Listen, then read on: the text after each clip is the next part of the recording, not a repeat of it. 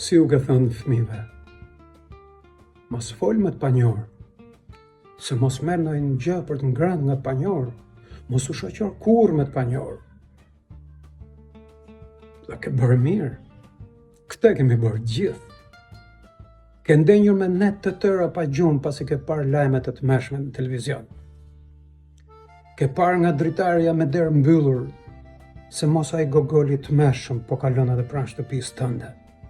I ke terrorizuar fëmijët, duke ju fol për njerëz të tmerrshëm. Po a e ke vrarë mendjen ndonjëherë që të merri në vërtet atë gogolin që ti e ruajtër e ke futur vetë brenda. I ke dhënë çelësin e shtëpisë, e ke quajtur njëri i familjes. Me këtë nuk dua të them që të gjithë njerëzit janë gogol, sepse kjo është pikërisht arsyeja e bisedës.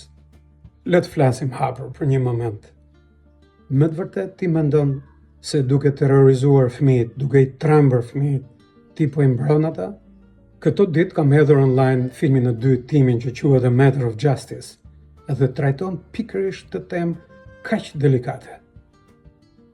Kuptohet, duhet stomak i fortë të shkosh filmit deri në fund, po ky është edhe qëllimi i filmit.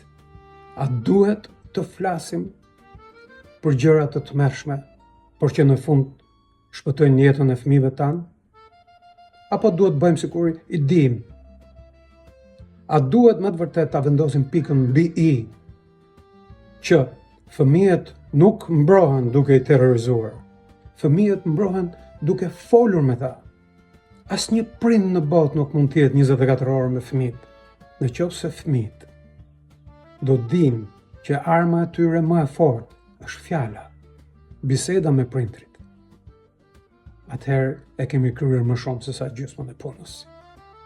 Kur ka qenë hera e fundit që ti ke folë me fëmijët e tu në lidhje me këtë temë?